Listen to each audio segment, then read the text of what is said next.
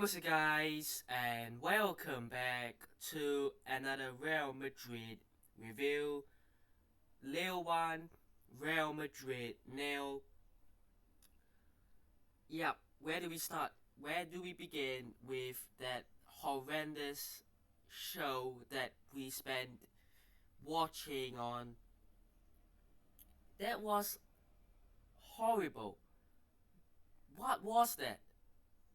And it's not like as if this hasn't already been expected in a sense with how Real Madrid have started the season off. It's not been great, and even in the games that Real Madrid have won, it's not been very convincing. But we were getting by it. But against Lille, away from home, with the chances that we had, and even going into the game, I think Real Madrid should have been the favourites, and they were the favourites. But Lille just played incredibly well to, first of all, get that goal. Second of all, defend really, really well, which was something that Real Madrid couldn't do. And it's very frustrating that we are going to have to be on here again, going through the issues that we are facing as of now, because you have one more game, and then you have a 2 weeks international break, and then you come back with Dortmund, you come back with El Clasico, and in the next 2 weeks, you need to see a drastic improvement from the squad, from the team, and I'm just not sure that we're gonna get that, because look, you've got one more game. Obviously, when you come back, it's Celta Vigo first, away from home. That is the last game that the players can prove that they are, back to where they should be at the level.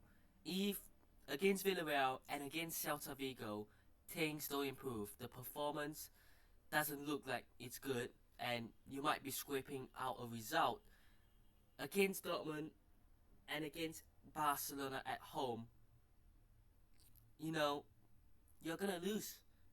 You are gonna lose, and those are two huge games. In the Champions League, we have to win the next one because we're now like 17th, I believe, in the Champions League table. Maybe 16th, but it's not good enough. It's simply not good enough. And then in the league, second, but we're chasing Barcelona. We are still 3 points behind. A win, level on points, it will be huge. But when are we going to actually prove that we have what it takes this season to be able to get that kind of a result? And we haven't showed it the whole of the season. Now, one question that I think a lot of fans have is, how has this happened? How has this drop off from last season happened? Is it because of Mbappe? I wouldn't put the blame fully solely on him, because he's not someone who will come in and drastically, make the team a lot worse. In fact, he was the player who came in to try to make the team better. But has he had his part? I would say, in terms of the footballing system that we've had to adapt to, yes. But he's not the only player as well. Defensively, I mean, what has happened there? The back line, obviously no Courtois against Lille, but Lunin, he couldn't have done much, really. But the back four, what's happened there? What has happened to the back four that was really solid last season? And I'm talking Mendy, Rudiger, Militao, and Carvajal. These are some of the best players in their positions in the world. And this season, they haven't even looked the same. And I would argue, you probably could be better off throwing Fran Garcia or Lucas Vasquez on, because from what we have seen this season, I've seen more fights and more better performances from Fran Garcia and Lucas Vazquez than from Mendy and Carvajal. And that, I think, is justified. I really do. The midfield, look, I'm not going to blame, but I'm not sure why Camavinga started. Look, he ended up being the player who gave away the penalty, but it's not just about that. Was he fit to start? Probably, but was there need to start him? I'm not so sure. You know, Hendrick, I mean, look, this player has potential and is gonna need time, as we've said, but I just look at the game and the games he's played this season, and he's gone for a lot of selfish moments, so to say. Look, as a striker, you have to be selfish sometimes. It's not like you have to pass it to your teammate or whatever all the time. But he's taking shots from far, far out when a game is not even, you know, when we're chasing the game. And look, it worked against Stuttgart. It was a good goal, but it's not going to work all the time. And it was towards the end of the game, you know, he had Bellingham. He decided not to pass it to Bellingham. He went for it. He missed, and it's a wasted opportunity. It's a wasted attack, and those are the kind of chances that you'll look back on and say, we should have done better there. But look, credits to Lille, because I thought they played really well. First of all, was it a penalty? Yes. I think if the ball hits your hand, hits your arm, it has to be given. Especially when it's not in a natural position. I think that if it's in a natural position, fine. But you can kind of see Camavinga's hand was sticking out a bit. So, penalty, definitely. Good penalty from Jonathan David. What a player. Look, Zegova played really well as well. I thought Thiago Santos played really well as well. And their keeper, Chevalier. Huge saves he made, especially in the second half when, you know, we were throwing the kitchen sink at them. You know, marvelous keeping. But for Real Madrid, look, I look at the way we're playing right now. I look at the way things are going, and it's not going to be a one night fix. It's not going to be that. But I believe that, you know, things have to get better. I think that every Real Madrid fans believe that.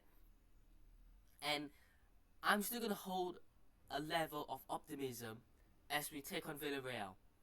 Because at home, against Villarreal, if things don't improve and we lose again, I think Ancelotti could be under a lot of pressure. And I don't think this is in the cards. I don't think this is expected when we start the season off. But after a really poor start, with this squad, it's not like the squad has been massively depleted from last season. You've added pieces like Mbappe into it. I believe that if you don't improve in the next two games and you're looking at Villarreal and Celta Vigo, then you're heading nowhere. You're going nowhere, really. And then Dortmund, if you lose, you're probably now out of the Champions League, really. You lose our Clasico, that's the final straw, really. So I don't think it will be that. I don't think we will lose the next 4 games. I have a high level of optimism. I think this is just one of those patches that we're seeing under Ancelotti. And look, we lost to Sheriff in the 21-22 season, and we won a Champions League. I'm not saying that we will win it 100%, although I still believe we will win it, and we are favourites to win it. But I'm just saying that Real Madrid often have patches, and last season was an extraordinary season. Let's not go back to last season, really, because it was one of those seasons that it just somehow happened. So, look, I think that we have to improve. That is very obvious. But can we and will we find a way? That is the question, and that will be down to Ancelotti and the players. Um, in terms of Mbappe, is he making the team worse? I would say that he is a factor. Obviously, with the way he wants to play, he's going into Vinicius's position, um, and we don't have a vocal point in the center of the pitch in the attacking area because he's drifting out to the left. But look, I don't believe that make the team play worse. I don't believe that. I think defensively we have been worse than offensively. And if you go and look back at the games against Lille, we probably could have gotten something had it not been for that penalty. Against Atletico, 1-0 up, 96 minutes giving it away. Against Alaves, 3-0 up, and then 2 goals in 2 minutes giving it away. And if you go back, Las Palmas, defensively poor to concede after 5 minutes. You go back to Mallorca, defensively poor to concede the equalizer. So look, it's been poor defensively since the start of the season, and we have to find an improvement. But let me know what thoughts are down below.